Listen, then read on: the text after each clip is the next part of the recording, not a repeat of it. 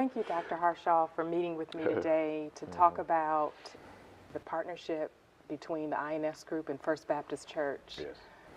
I am so grateful to have had that opportunity to facilitate a comprehensive strategic plan with your church leadership and your members. So what motivated you to engage the INS Group in a process like this? Yeah, well, it certainly was a blessing for us and something that the doctor ordered in terms of our spiritual journey and where the church was and where we intended to go. You know, we had people in the church who may have worked in that, their private sector or in society, but yet the church needed someone that was from the outside with fresh eyes and a certain skill level to take us where we needed to go. What I really appreciated about the process was engaging the entire congregation, not just leadership. And so we had an opportunity to conduct a survey and survey all members, to hold focus groups.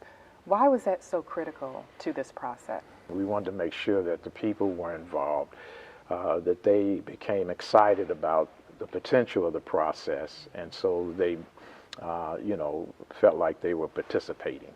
That was really critical, and with that also, in order to communicate, you need to go beyond just the pulpit announcements or inserts in the bulletin or social media. But one of the most powerful, influential realities in the community is person to person and what people share with one another. And so we wanted to make sure they were involved, so it wouldn't be so much what's he doing now or what's the leadership trying to do, as we are embarking on this wonderful adventure to make the church more vital. And I remember actually presenting the status of the process before your congregation.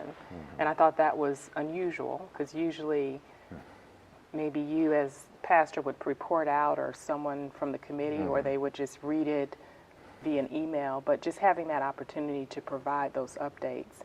And I think another thing that stands out is, holding those focus groups, people were very transparent and open.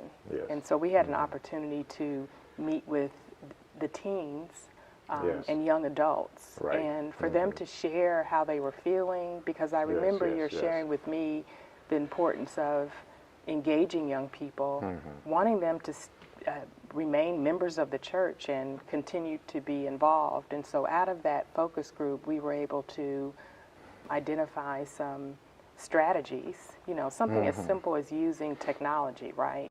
Right. And so, but it really requires a shift in thinking. So that stood out to me. Yeah, right. And what was important for this church was a process that was organized and kind of first class. That's the nature of First Baptist Church. You have so many former educators and people who work in state government and people who are entrepreneurs and have their own business. So the approach in this congregation had to be from that level. And then you met that requirement in terms of the skill level and what you bring, to the process. And that was so important. And we wanted the young people to be involved, because the church's future was hinged on that, in a sense. Not only young people being present, but actually making decisions in the life of the church. That's great to hear. Yes. So what were some significant outcomes as a result of our partnership? Yes. Well, there are so many. One was the fact that so many members were engaged in the process. And you had persons with skill level and heart for mission and engagement in the church who would sit on the sidelines now were called forth to participate. So it helped with this sense of the common mission statement and vision of the church, and to have people engaged in that and raising some of the same questions. And what we discovered was that most of us had the same concerns about the church's present and future, and that was really great. I really appreciated the opportunity to facilitate that process to ensure engagement beyond that year and a half of planning. Yes, yes, yes. And it was so important that you feel the way you do and you brought to the table what you did, because you had the patience to deal with First Baptist Church.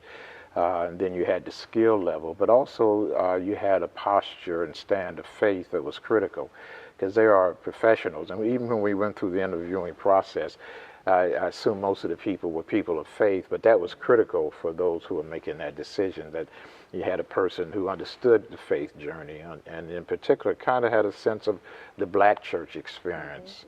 So you knew what you were stepping into, but then you brought such patience, amazing patience and grace to the process, and that really, empowered it, at so many levels.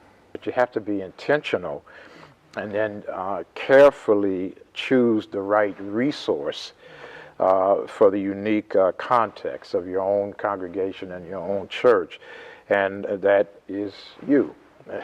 So it was very key who came into this role and how they were able to manage that, and you did it with A+ results. And it was a phenomenal experience. It was great, and I just hope churches will take advantage of the skill level that you bring and allow you to guide them and lead them, because I predict that in the future, strategic planning like this, like you led us through, is going to be a normal way of churches to meet their vision and to be fulfilled and have vital life.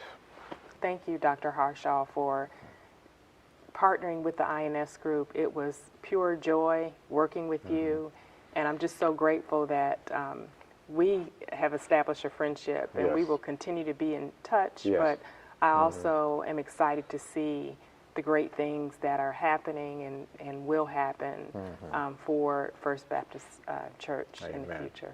So thank you. I'm delighted.